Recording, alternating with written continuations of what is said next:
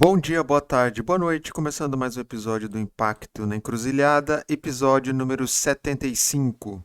Nossas premissas estão corretas?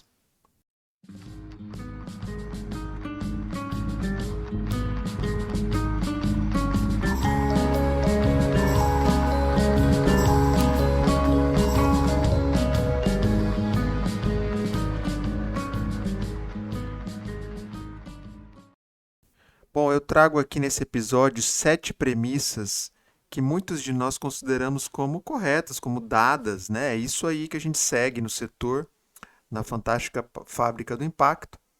Mas na realidade, a gente precisaria refletir sobre essas premissas. E eu considero que muitas delas não estão tão corretas assim quanto a gente imagina. Então, sem mais delongas, vamos a elas.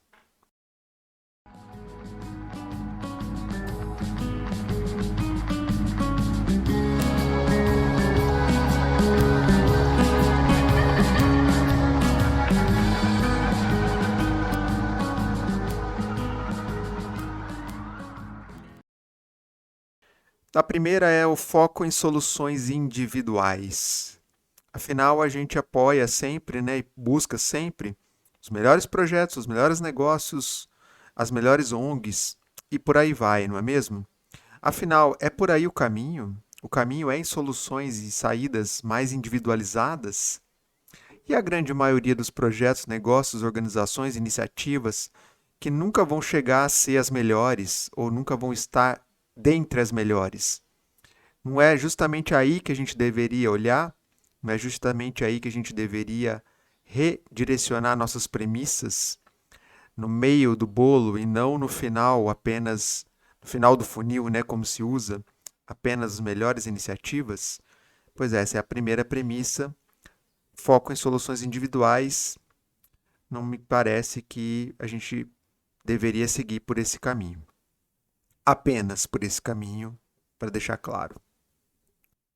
Bom, a segunda premissa é o foco na lógica do crescimento ilimitado.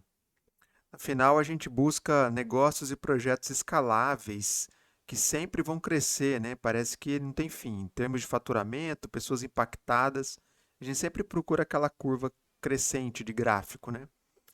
Além disso, ser muito excludente, né? Vídeo o item anterior, parte de uma premissa que não é real, não é mesmo? Se eu procuro os melhores negócios que vão sempre crescer sem fim, um unicórnio, isso não é real, não é?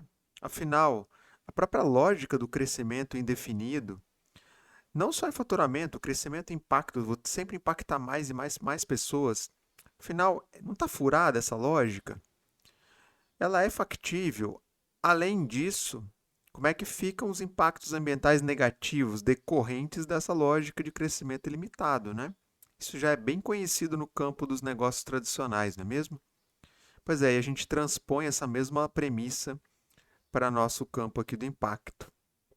Então, curiosamente, essa variável do crescimento ilimitado, da escala sem fim, não tem muito entrado nas conversas aqui no setor. Então, essa é a segunda premissa, o crescimento ilimitado, a escala ilimitada.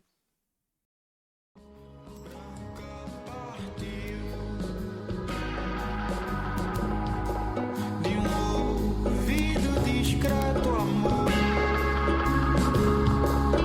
descolando a pele do meu pescoço pálido, minha boca cálida, meu desejo árido.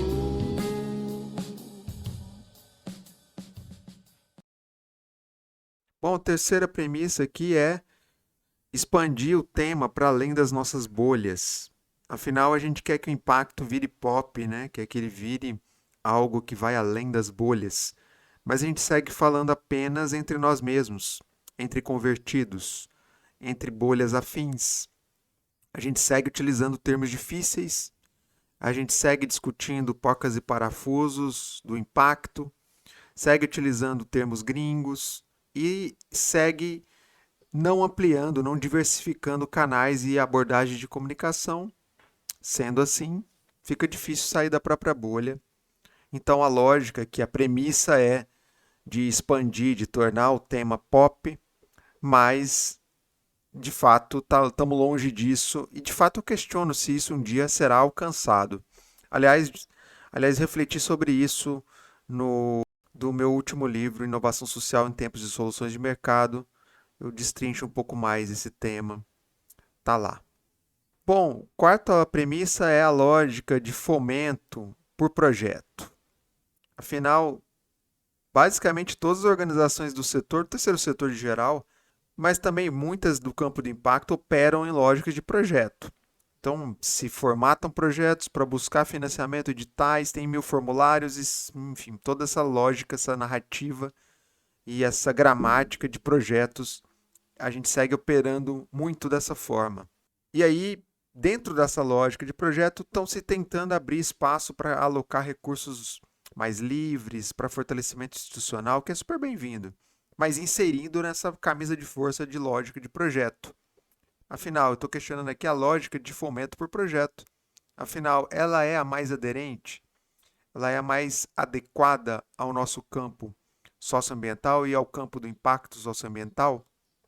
Não há outras lógicas de fomento para além desta lógica de apoio por projeto? Acho que a gente tem sido preguiçoso em buscar formas alternativas de fomento. Não à toa, o que a Mackenzie Scott tem feito lá na gringa e apoiando algumas iniciativas do Brasil tem causado tanto rebuliço, né? Porque ela, de certa forma, ainda que seja um projeto, ela tenta tornar isso um pouco mais flexível, esse processo um pouco menos engessado. Trago e vejo no suor, tá tirando teu melhor. Trata-me tão devagar, vem pra temperar o ar. Gasto num gemido bom, boa parte do meu fatigado som, que mata aqui todo penar. Como pode um corpo mago te fazer suar? Bom, a quinta premissa aqui é a lógica de investimento em abordagens ou soluções de mercado. Então, se a lógica de projeto como a gente viu no tópico anterior, está um pouco já desgastada, aí o que aparece como solução? A lógica de investimento em soluções de mercado, em negócios, em abordagens de mercado. Curioso, né? Essa lógica, ela também tem seus limites. Primeiro, porque ela não vai ser aderente à grande maioria das iniciativas que estão no campo socioambiental. Boa parte delas nunca vai conseguir se modelar como um negócio. E aí elas vão ficar de fora. E aí você privilegia aqueles que conseguem se modelar como negócio e dentro deles eles vão seguir essa premissa da lógica de investimento, que é aquela que busca bons negócios, coloca recurso de investimento e, em troca, espera crescimento. Uma das lógicas que a gente já questionou anteriormente aqui, não é mesmo? Pois é, a premissa aqui é que, se essa é a lógica que está ganhando tração hoje em dia no nosso setor de impacto, ela é excludente, saibamos disso, porque ela vai deixar de fora uma porrada de organizações que está no setor, uma porrada de iniciativas que nunca vão se modelar como negócio ou que talvez nesse momento tenham dificuldade disso. E é isso. Então, no final, a premissa aqui não deveria ser gerar impacto social ambiental positivo? Essa não deveria ser a premissa que a gente busca? Seja via modelo de negócio, seja via projetos, seja via outras formas? Pois é, não parece, né? Parece que a premissa central é a abordagem de mercado para impacto positivo e é ela que tem sido insensada nos tempos atuais. Portanto, questionar essa premissa me parece chave. Bom, a sexta premissa aqui é de todo impacto tem que ser mensurado. Afinal, né, via de regra, a gente precisa mensurar tudo e a gente, em geral, precisa transformar isso que é mensurado em algo quant. Número de pessoas, faturamento, toneladas de carbono, NPS e por aí vai. Esses indicadores quant, em geral, é a premissa padrão, né, o padrão que a gente espera do setor. E assim a gente valoriza apenas certo tipo de impacto social ambiental, sobretudo aquele que pode ser encaixado nessa lógica quantificável. Mudanças sutis, sensibilidades ou aspectos que a gente costuma chamar de qualitativos tendem a se tornar um pouco perfumaria, um pouco secundários e muitas vezes tendem a ser considerados como algo artesanais demais e, portanto, caros de serem mensurados. E logicamente, ficarão de lado, não serão mensurados ou não serão olhados, vamos chamar assim. E aí crescem a olhos vistos ferramentas, aplicativos, startups, softwares de quantificação, de mensuração numa lógica mais quanti. E aí métricas para lá e para cá. É isso que a gente tem visto hoje e isso que tem sido a premissa que ninguém sequer ousa questionar. Afinal, você precisa mensurar o impacto que você diz causar e pressupõe-se que essa mensuração deságua em coisas quantificáveis. É isso, meu querido. Se não for isso, não é impacto. E, na verdade, é justamente isso que eu estou questionando aqui. É essa premissa da mensuração, via de regra, quantificável, né? Acho que esse é o ponto que está colocado.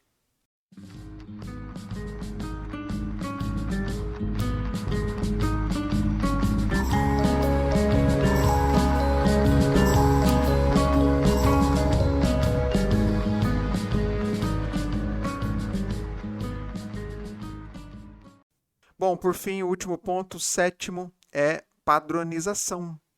Pois é, outra premissa que a gente a gente não se dá muito conta, né, de que nosso setor todo do impacto ele está muito padronizado, vou chamar aqui pasteurizado, que é a gente padroniza narrativas, pitches, a gente padroniza maneiras de expressar a missão das nossas organizações, formas de planejar, de desenhar iniciativas, de facilitar, de registrar, tudo isso está muito padronizado, não é mesmo? Embora a gente tenha hoje um repertório praticamente infinito de possibilidades, de ferramentas, de abordagem, segue todo mundo fazendo mais ou menos as mesmas coisas, né?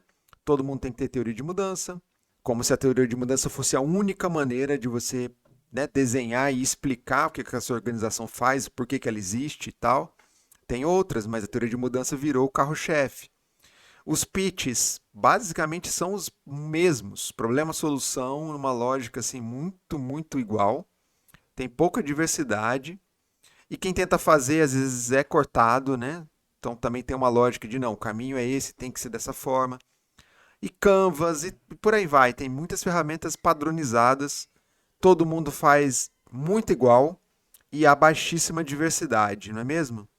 É até curioso, quando a gente assiste algum pitch diferentão, a gente fala, uau, que legal, pô, tem uma coisa diferente aqui. Mas é raro, né? Reconheço.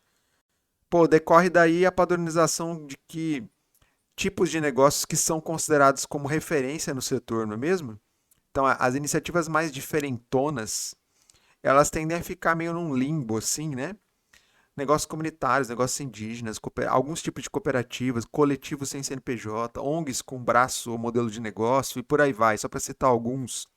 Essa galera, elas ficam um pouco fora desse certo padrão de até de tipo de negócio de impacto que seria uma referência para o setor e que por tabela eles seguem essa cartilinha da pasteurização de todo esse pacote que eu trouxe aqui. Então, para a gente questionar a padronização no setor, afinal, a gente busca diversidade, a gente busca impacto socioambiental de várias formas, com vários sotaques, em vários territórios, e a gente tenta colocar tudo isso nessas mesmas ferramentas, nessas mesmas abordagens. Acho que tem um erro de premissa aí também, não é mesmo?